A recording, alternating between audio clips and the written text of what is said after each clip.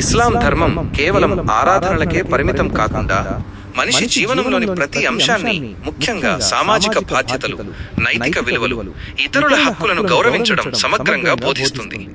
ఆధునిక కాలంలో సాంకేతికత వేగంగా అభివృద్ధి చెందుతున్న తరుణంలో సైబర్ నేరాల పట్ల అవగాహన కలిగి ఉండటం ప్రతి ముస్లింకి అత్యవసరం. 1. విశ్వసనీయత మరియు అమానత్. ఇస్లాంలో అమానత్, నమ్మకం ఒక పవిత్ర బాధ్యత. ఇతరుల వ్యక్తిగత సమాచారం, డేటా లేదా ఖాతాలను అనుమతి లేకుండా యాక్సెస్ చేయడం, హ్యాక్ చేయడం అమానత్కు విరుద్ధం.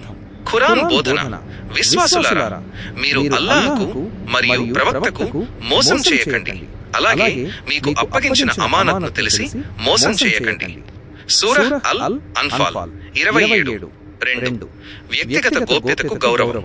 ఇతరుల వ్యక్తిగత విషయాలను అన్వేషించడం, వారి ఫోటోలు లేదా సమాచారాన్ని అనుమతి లేకుండా పంచుకోవడం, సైబర్ బులీయింగ్ లేదా స్టాకింగ్ చేయడం ఇస్లాంలో నిషిద్ధం. ఇస్లాం ఒకరి గౌరవాన్ని కాపాడాలని, వారి లోపాలను వెతకకూడదని బోధిస్తుంది. 3.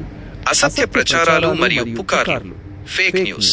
సోషల్ మీడియా ద్వారా నిర్ధారణ లేని సమాచారాన్ని ఫార్వర్డ్ చేయడం సమాజంలో కల్లోలం సృష్టిస్తుంది. ఇది గీబత్, పరోక్ష నింద మరియు బోహ్తాన్, అపనింద కిందకి వస్తుంది. ప్రవక్త ముహమ్మద్ సల్లల్లాహు అలైహి వసల్లం హెచ్చరిక: నిజం తెలుసుకోకుండా వార్తలు పంచడం పాపం. 4.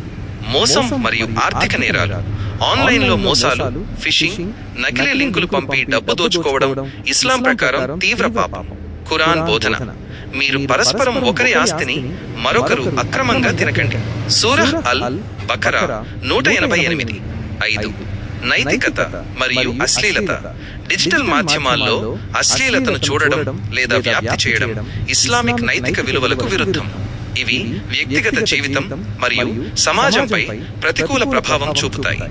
సైబర్ ప్రపంచం మనకు ఒక పరీక్ష వంటిది. ఇక్కడ మనం చేసే ప్రతి చర్యకు అల్లాహ్ ఎదుట సమాధానం చెప్పాల్సి ఉంటుంది. ప్రవక్త ముహమ్మద్ సల్లల్లాహు అలైహి వసల్లం ఇలా అన్నారు: ఎవరి నాలుక మరియు చేతి నుండి ఇతరులు సురక్షితంగా ఉంటారో ఆయనే నిజమైన ముస్లిం. కాబట్టి టెక్నాలజీని వినియోగించే ప్రతి ముస్లిం అది ఇతరులకు హాని కలిగించకుండా సమాజానికి మేలు చేసే విధంగా మాత్రమే ఉపయోగించాలి.